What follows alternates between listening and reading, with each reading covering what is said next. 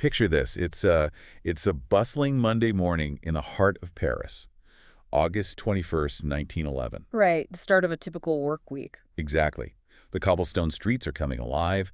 People are hurrying off to their offices, grabbing their morning coffee, completely unaware that right in front of them, history is being altered in just the most bizarre way possible. Hidden in plain sight, really. Yeah, so three men casually stroll out of the doors of the Louvre Museum. And they had spent the entire night hiding inside a storage closet. Which is just wild to think about today. I know, right? And as they walk out into the crisp Parisian daylight, they are carrying something hidden underneath a blanket. Something that today is valued at close to $1 billion. Almost $1 billion. They quietly make their way to a nearby railway station. They catch an 8:45 a.m. train out of the city.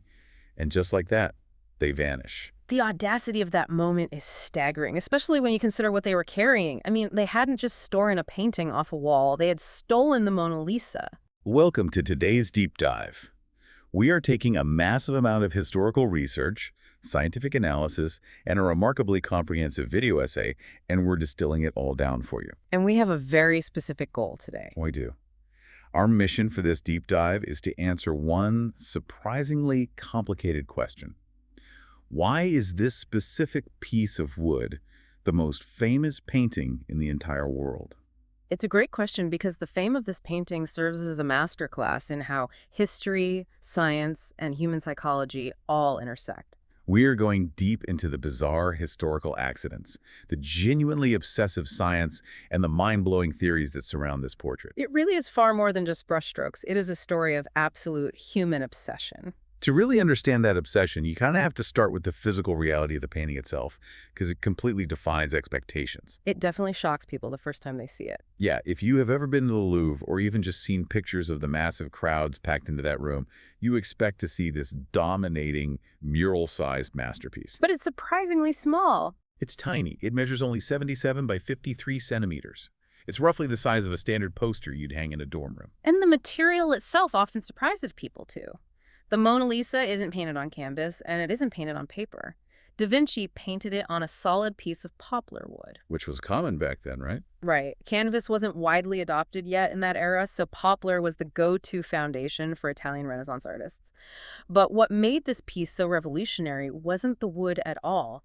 It was how he framed the subject. The composition. Exactly.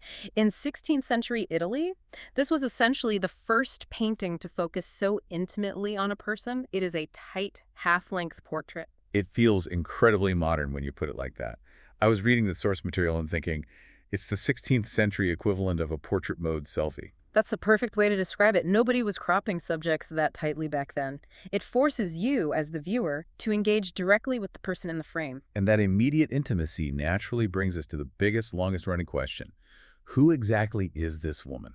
The million-dollar question. Or, well, billion-dollar question. Right, because for centuries, the sheer lack of undeniable context allowed some wildly entertaining theories to just completely take over. The vacuum of information definitely let imaginations run wild. When a piece of art becomes that famous, people want the subject to be equally mythological. Oh, for sure. You see theories throwing out guesses that she was a queen from the Italian aristocracy, or maybe a secret portrait of Leonardo da Vinci's own mother. Or the self-portrait theory. Yes. There was this fascinating theory pushed back in 1987 by an artist named Lillian Schwartz. She used these early digital tools to scale and overlap the face of the Mona Lisa with a famous self-portrait of Da Vinci himself. I remember reading about that. She claimed the structural proportions matched up perfectly. So the theory was that Da Vinci basically painted himself in drag, imagining what his own face would look like as a woman. I mean, it makes for a great headline. But the reality of using digital tools to scale and overlay any two human faces is that you can almost always manipulate them to find structural similarities if you try hard enough. You could just stretch the pixels until they fit. Exactly. The actual historical facts we have today are far more grounded and honestly, a lot more human. So let's get into the actual evidence. It really comes down to an Italian artist named Giorgio Vasari.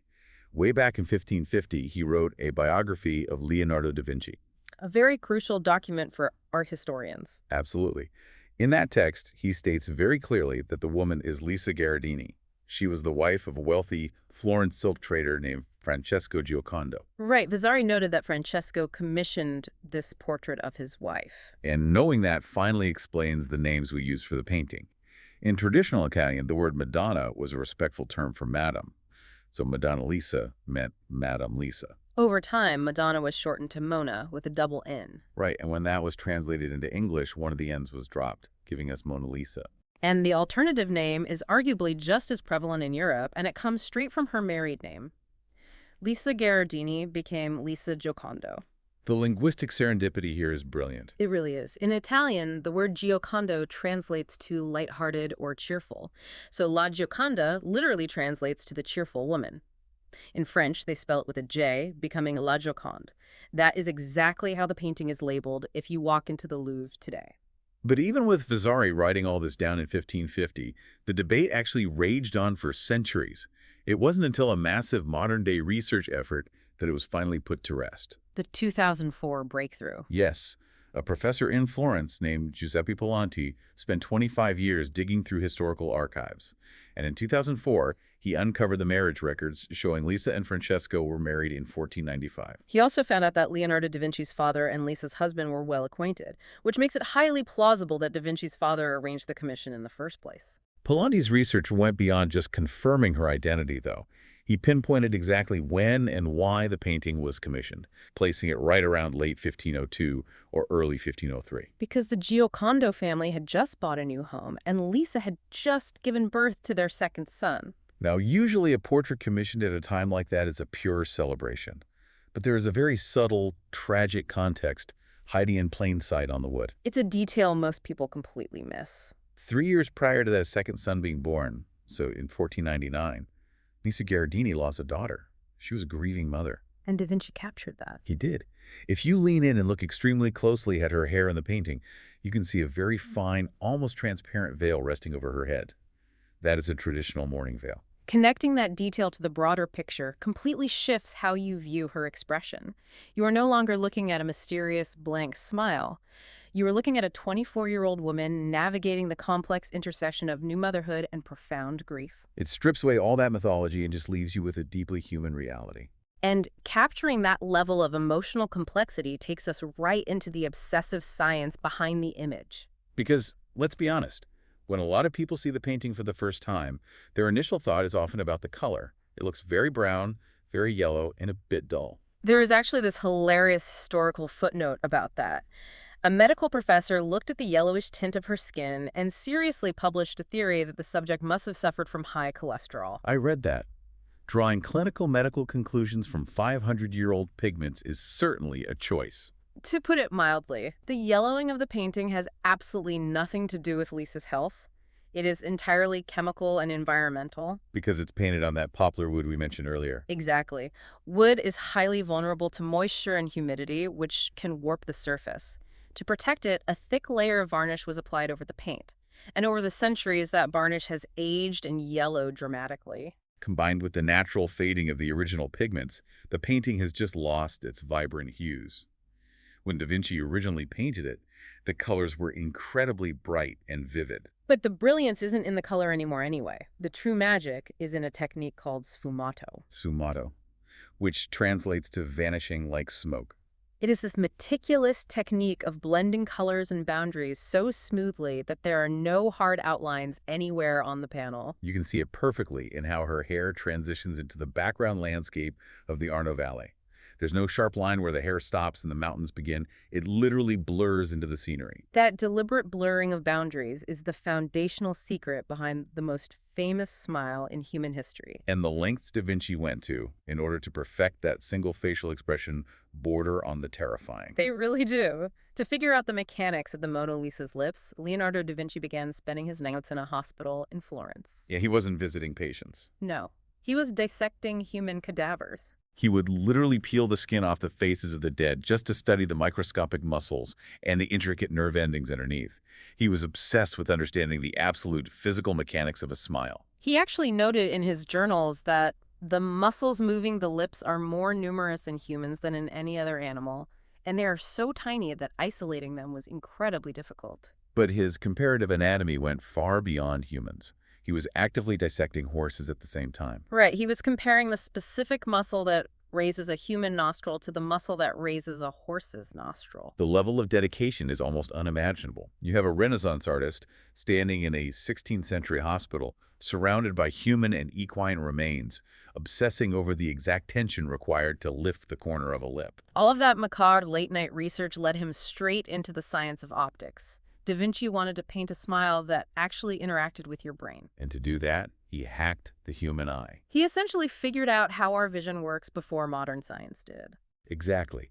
He figured out that the center of our retina, a tiny area called the fovea, is highly specialized for seeing sharp, fine details. But the rest of the retina, the part that controls your peripheral vision, operates completely differently. It is far more sensitive to picking up shadows and subtle shifts in light. Right.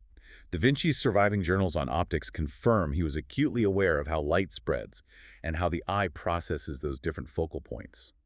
He engineered the painting to exploit that exact biological quirk. So how did he apply that to the canvas, or the wood, rather? When he painted her mouth, he painted the actual physical center line of her lips completely flat, not curving up, just a flat line. But he used that smoky sfumato technique to paint incredibly subtle shadows all around the corners of her mouth and her cheekbones. The result is a genuinely interactive optical illusion. When you look directly at her mouth, your fovea takes over.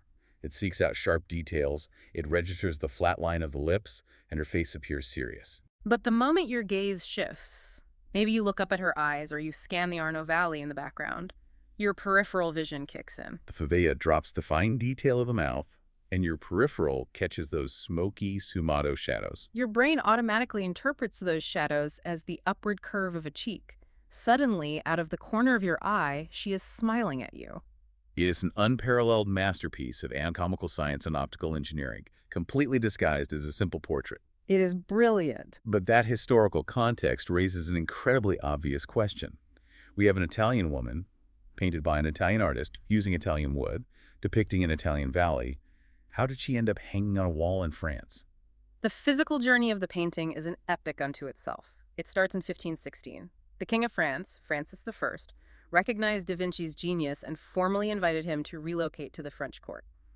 So Da Vinci packed his belongings and brought the unfinished Mona Lisa with him across the Alps. He spent the next 15 years, right up until his death in a French palace in 1519, obsessively tweaking and modifying those shadows. He never actually delivered the painting to Francesco Giongo. Upon Da Vinci's death, the king simply absorbed the masterpiece into the French royal collection. It remained locked away, moving between various royal palaces for nearly 3 centuries. It wasn't until the French Revolution in 1797, when the monarchy was violently overthrown, that the painting was confiscated and moved to the newly established public museum, the Louvre. And that historical shift is exactly what put the painting in the crosshairs of the thieves that Monday morning in 1911. Right, bringing us back to the heist. The mastermind of the heist was an Italian nationalist named Vincenzo Peruggia. He also happened to be a handyman working at the Louvre. He firmly believed that because Da Vinci was Italian, the painting rightfully belonged on Italian soil, not in a French museum. So he and his accomplices hid overnight, slipped the painting off the wall, and walked out. But here is the detail that completely upends everything we think we know about art history. This is the craziest part. Before that Monday morning in 1911, the Mona Lisa was not the most famous painting in the world. It is a stunning realization for most people. We naturally assume its fame was always a given because of the fovea hacking optical brilliance we just unpacked. But the truth is, prior to the theft, only art historians and academics really paid attention to it. The general public had almost zero awareness of the Mona Lisa. It was just another small portrait on a very crowded museum wall. The theft is what changed everything. When the Louvre finally realized the painting was missing, it sparked a global media frenzy unlike anything the art world had ever seen. Newspapers across the globe, from Paris to New York, plastered her face on their front pages. The French newspaper Le Parisien ran massive headlines about the missing masterpiece. For 2 entire years, there was an international manhunt. Detectives were scrambling, conspiracy theories were flying everywhere, and the public became absolutely captivated by this missing woman's face. The media spectacle created an unprecedented level of public hysteria. People were actually lining up at the Louvre in record numbers just to stare at the empty space on the wall where the painting used to hang. That is the ultimate example of the scarcity principle, mixed with early mass media. Vincenzo Peruggia inadvertently manufactured the very fame he was trying to reclaim for Italy. Meanwhile, what was Vincenzo doing for those 2 years while the world lost its collective mind? He was sitting in a cramped apartment in Paris with a billion-dollar piece of wood hidden under a false bottom in a trunk, having absolutely no idea what to do with it. He couldn't sell it to a collector because every single person on Earth knew what it looked like and knew it was stolen. Eventually, his impatience won out. Yeah. He traveled to Florence, Italy, and attempted to sell the painting to a local art dealer named Giovanni Poggi. And Poggi immediately suspected something was wrong.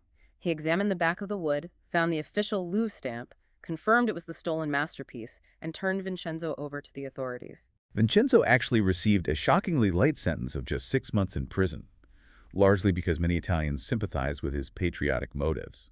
In 1914, the Mona Lisa was packed up and returned to the Louvre. But she didn't return as just a painting. She returned as a global icon. The crowds that formed to see her upon her return haven't dissipated for over a century.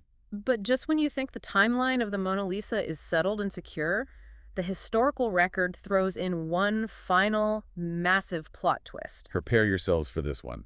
There isn't just one Mona Lisa. There are two. To understand this twist, we have to look at another legendary Renaissance artist, Raphael. Right. In 1504, while Da Vinci was supposedly still in Florence working on the portrait of Lisa Gherardini, Raphael made a rough pen and ink sketch of the Mona Lisa. But there was a glaring, undeniable difference in his drawing. In Raphael's sketch, the Mona Lisa is flanked by two large, distinct columns in the background. For a long time, art historians just dismissed the drawing. They assumed Raphael was working from a flawed memory, or maybe he glanced at it briefly and decided to add the columns himself, just for aesthetic balance. But remember Professor Pallanti, the researcher who found the marriage records. Yes. His research also proved that Raphael actually lived directly across the street from the Giocondo family in Florence. Which completely changes things. Raphael didn't misremember the painting. He drew exactly what he saw. Which means he either saw a completely different early version of the painting, or he saw the other Mona Lisa. And the second painting isn't just a rumor, it physically exists. Enter a novelist living near London named John R. Eyre. In 1914, the exact same year, the original Mona Lisa was returned to the Louvre after the Heist revealed to the world that he possessed a second version. It is now widely known as the Isleworth Mona Lisa, and the physical differences between the two are striking. The specifications alone tell a fascinating story. The Isleworth Mona Lisa is noticeably larger. It measures 3.5 inches longer and 5 inches wider than the masterpiece in the Louvre. Crucially, it features those two large columns in the background, matching Raphael's 1504 sketch perfectly. The subject herself is also noticeably different. When you look at the Isleworth painting, the woman looks significantly younger. Her head is tilted slightly more forward. But the absolute most glaring difference is the smile. The smile in the Isleworth version is just a straightforward, clear expression. There is no sfumato shadow trick. There is no optical illusion playing with your fovea. She is just smiling. The existence of this second painting has sparked a heated, ongoing debate among art experts. What are the main theories? Well, the prevailing theory is that Da Vinci was actually working on two separate versions of the subject simultaneously, or at least years apart. One strong theory is that the Isleworth version is essentially his early experimental draft. He painted it first, capturing Lisa at a younger age in Florence. But he hadn't yet conceptualized the sfumato technique, or the optical illusion of the smile. That perfectly explains why she looks younger and why the smile is so flat and direct. There is another compelling theory, though, proposed by the Mona Lisa Foundation back in 2010. After conducting extensive investigations of the Isleworth painting, they concluded that the face and the hands were almost certainly painted by Leonardo da Vinci himself. The brushwork matches his style perfectly. However, the background, including those large columns, completely lacked his signature mastery. They proposed a scenario where Da Vinci painted the complex human elements and then handed the canvas off to a junior assistant in his workshop to fill in the landscape and the architecture. It's an incredible debate. Imagine Da Vinci just passing off a portrait of Lisa Gherardini to an intern to finish the trees in the background. Just offloading the busy work. The reality is, there is no definitive, concrete evidence to prove exactly how or why the Isleworth Mona Lisa was created. It remains entirely unresolved, adding yet another layer of mystery to her legacy. And that enduring legacy brings us right back to the modern day. Because if you travel to Paris and visit the Louvre today, you won't find a quiet piece of wood hanging casually on a wall like it did before 1911. Not even close. You will find a painting sealed inside a highly secure vault. She sits behind thick, bulletproof glass. She is encased in a strictly controlled microclimate where the humidity is rigidly maintained at exactly 50%, plus or minus 10%. And the temperature never wavers from between 18 and 21 degrees Celsius. She is arguably the most protected piece of art on the planet. And yet she's surrounded daily by chaotic, elbowing crowds of tourists, thousands of smartphones held high in the air, and a constant cacophony of noise in that gallery. It's quite a contrast. And you really have to laugh, because most of the people in that crowded room aren't there to admire the fovea-hacking optical illusion. They aren't there to ponder the profound emotional tragedy of the mourning veil. They are there because an Italian handyman decided to hide in a storage closet in 1911 and walk out with a piece of wood under a blanket. It is the ultimate synthesis of human endeavor. When we ask why the Mona Lisa is the most famous painting in the world, the answer is a collision of wildly disparate elements. It is the raw, quiet emotion of a grieving mother. It is the obsessive, macabre anatomical science of a brilliant polymath. It is the masterful application of optical illusions. And, perhaps most importantly, it is the chaotic, unpredictable power of a global media frenzy. It really makes you realize how fragile our cultural history actually is. Which leaves us with one final thought for you to take away from this deep dive. Imagine if Vincenzo Peruggia had decided to steal a completely different painting that night in 1911. Would that other piece of art be the billion-dollar icon sitting behind bulletproof glass today? Could it be that Leonardo's unparalleled masterpiece of optics and anatomy would just be gathering dust in a quiet, forgotten corridor of the Louvre, appreciated only by a handful of art historians, if not for the misguided patriotism of a museum employee? Something to mull over.